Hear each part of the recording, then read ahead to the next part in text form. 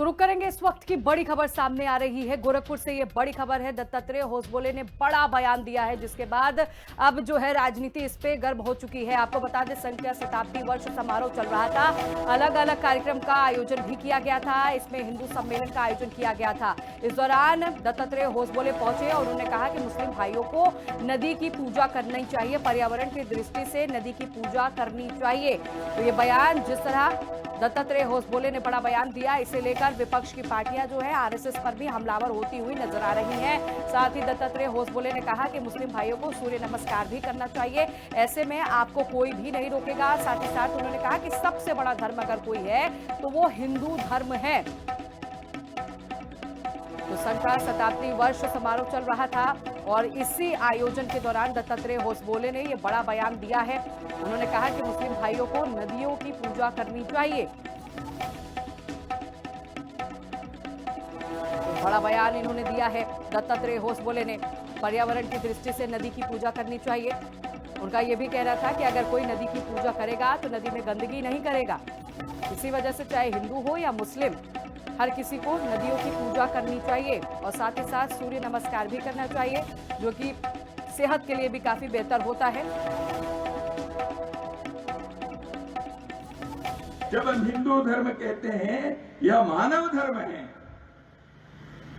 ये जो हमारे पूर्वजों ने कहा है, दुनिया में किसी भी देश के लोग पालन कर सकते हैं। अपने अपने पंथ को रखकर नमाज पढ़ने वाले हमारे मुस्लिम बंधु भी पर्यावरण की दृष्टि से नदी की पूजा करे तो क्या बिगड़ता है?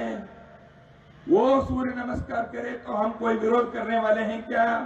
वो प्राणायाम करेंगे तो गलत है क्या? नहीं है। हम ये नहीं कहते तुम ये करे तो वो पूजा छोड़ दो, वो नमाज छोड़ दो, वो इगर्जी मत जाओ, ये तो हम नहीं कहेंगे। हम जो कह रहे हैं धर्म का, ये मानव धर्म है। सबके हित में लोकहितम मम करणीयम सर्वजन हिताय, ये जो है यह हिंदू धर्म है। दत्तात्रेय होसबोले जी, हम भी आपसे कहते हैं कि आप एक काम करें, नमाज पढ़ें, व्यायाम के हिसाब से, वर्जिश के हिसाब से हमारे साथ नमाज पढ़ना शुरू कर दें आप। हम नहीं कहते आपसे कि नदियों की पूजा करना छोड़ो, हम नहीं कहते आपको गाय को माता मानना और बैल को पिता मानना छोड़ो। तो मैं आपसे गुजारिश करना चाहता हूँ कि आप ऐसा कर लो। आपके यहाँ तो होता है, आपके यहाँ तो हवा को, सूरज को, मिट्टी को, दरख्तों को, नदियों को, पता नहीं किस किस को खुदा और भगवान मान लेते हैं। हमारे साथ एक मजबूरी है साहब, और मजबूरी ये है कि हम अल्लाह के अलावा किसी की पूजा नहीं कर सकते। यही हम में और आप में फ़र्क है।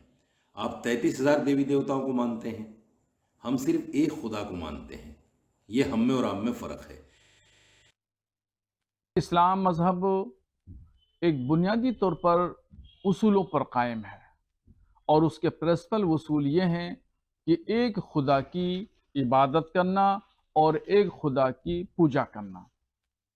इस्लाम के मानने के लिए पहली शर्त यही है तौहीद, यानी एक खुदा है, उसी की पूजा की जाएगी। नदी, नाले, पेड़, पौधे,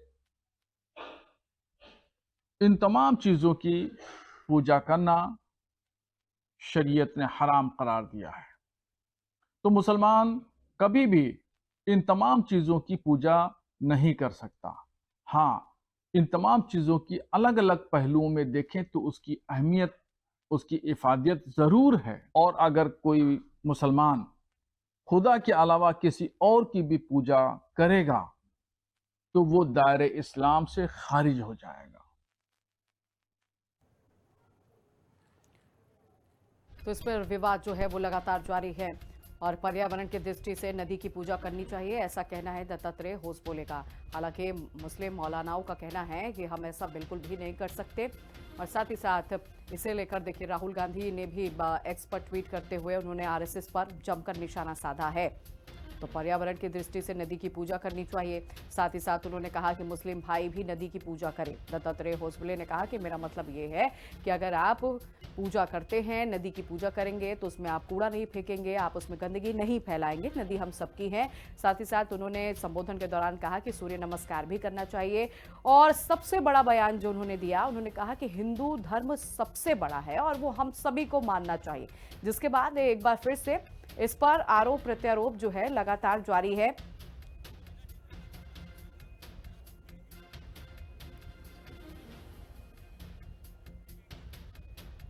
तो ये बयान जो है सामने आया है और इस बयान को लेकर राजनीति भी खूब बढ़ गई है। अलग अलग कार्यक्रम में ये कार्यक्रम आयोजित किया गया था। हिंदू सम्मेलन में क्यों बवाल हुआ, आपको बता रहे, हिंदू सम्मेलन का आयोजन किया जा रहा था।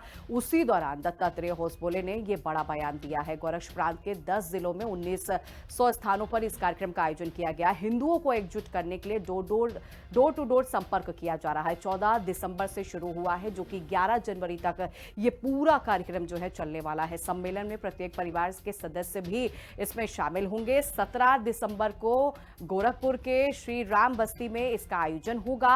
संघ के सरकार वाहक दत्तात्रेय होसबोले ने संबोधन में ये बड़ी बातें उन्होंने कहा भी। और संघ का शताब्दी वर्ष समारोह चल रहा है, इसी कार्यक्रम में वो पहुंचे हुए थे। और आपको बता दें, ये जो कार्यक्रम है अलग अलग जगहों पर आयोजित किया जा रहा है। हिंदू सम्मेलन का आयोजन ये किया जा रहा है, बड़े पैमाने पर किया जा रहा है। गोरक्ष प्रांत के 10 जिलों में 1900 स्थानों पर हिंदू सम्मेलन होना है, जिसमें हिंदुओं को एकजुट करने के लिए डोर टू डोर संपर्क किया जा रहा है। हिंदुओं से संपर्क किया जा रहा है। 14 दिसंबर से यह शुरू हुआ था, जो कि 11 जनवरी तक चलने वाला है। सम्मेलन में प्रत्येक परिवार के सदस्य भी शामिल रहेंगे। तो देखिए, आपको ये पूरा कार्यक्रम के बारे में बता रहे हैं, लेकिन आज ऐसा क्या हुआ जिस पे विवाद हो गया। तो दत्तात्रेय होसबोले ने मुसलमानों को लेकर एक बयान दिया। उन्होंने कहा कि नदियों की साफ सफाई और पूजा आपका भी हक है।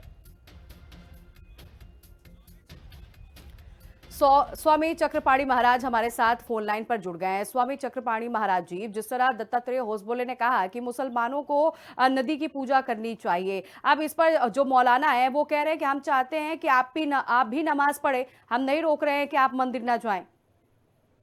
नहीं, हसबोले साहब ने ये थोड़े कहा कि तुम आकर के मंदिर में पूजन करो, आरती करो। उन्होंने तो एक तरह से उनका स्पष्ट मतलब था कि नदियों को बचाने के लिए, पर्यावरण को बचाने के लिए आप उनका पूजा करिए, उनका सम्मान करिए, उनका संरक्षण करिए। सवाल ये, मौलाना साहब तो नमाज पढ़ने की बात करें, इनका तो दिमाग हमेशा जिहाद में ही रहता है। मूल विषय ये है कि जो नदियों में मांस, जो नदियों में बकरे काटे जाते हैं, खून की नदी बह जाती है और अनेक तरीके से जो उसको दूषित किया जा रहा है, तो ये चीजें रुकेगा। और जब रुकेगा तो वो जो भी नदियां हैं, जो भी पेड़ पौधे, जो भी प्रकृति है, तो वो तो मनुष्य के लिए है ना। पहले आप मनुष्य हो, उसके बाद तो अपना अपना मजहब कौन किसको मानते हो, किसमें आपकी आस्था है। तो मूल बेसिक चीजें हैं कि नदियों को या पर्यावरण को या सूर्य आराधना की बात की, वो बिल्कुल ठीक उन्होंने कहा। अब सूर्य चंद्रमा, अब चंद्रमा को तो देख के ये ईद मनाते हैं, बकरीद मनाते हैं कि हाँ भाई आज चांद निकल गया।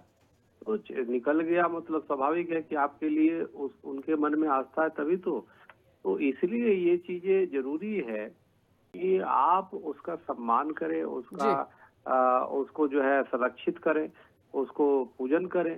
लेकिन आपका जो है दिमाग उल्टा जब तक चलेगा, तो जिहाद वाली मानसिकता जब तक रहेगी, तब तक ये बात समझने में विफल रहेगी कि कोई क्या सही भी बात बताने पर उसको समझ में नहीं आएगा। वो सोचेगा कि हमारा धर्मांतरण, अरे भाई सनातन से बड़ा कोई भी धर्म नहीं है जी। और सनातन ही धर्म है, बाकी सब तो मजहब है, पंथ है, संप्रदाय है।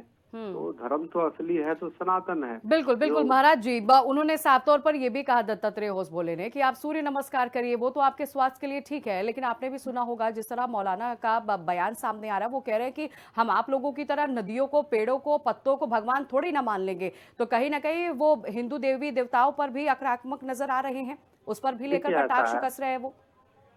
नहीं, उनकी क्या हैसियत है कि वो देवी देवताओं तक पहुंचेंगे, लेकिन यही होता है, वो सूर्य पे थूकने पे खुद पे ही छिट्टा आती है ना, अगर ऊपर थूकोगे तो वही हाल है। ये कुछ भी बकवास करते हैं, लेकिन मूल विषय ये है, इनको ये समझना होगा जी कि हमें सनातन धर्म, जिसके वेद सबसे पुराना ग्रंथ है, और उसने भी हमारे नदियों को, पर्यावरण को, हमारे जी। रक्षा की बात की, हमारे पंचदेव की जो उपासना में बात की, उससे सूर्य की उपासना भी उन्होंने बताया हमारे शास्त्रों ने। ये सबसे पुरानी ग्रंथ है, विश्व की सबसे पुरानी ग्रंथ है। तो आप जरा सोचिए, अब जो सामने जो बच्चे हैं, तो बच्चों को तो बुजुर्ग ही तो समझाते हैं, बड़े बुजुर्ग ही बताते हैं। तो एक अगर सनातन धर्म के बड़े बुजुर्ग के रूप में अगर हसबोले साहब बोल रहे हैं, समझा रहे हैं, एक दिशा दे रहे हैं, तो इनको उसको सकारात्मक तरीके से लेना चाहिए, लेकिन नहीं, उनके दिमाग में कुछ दूसरा ही है।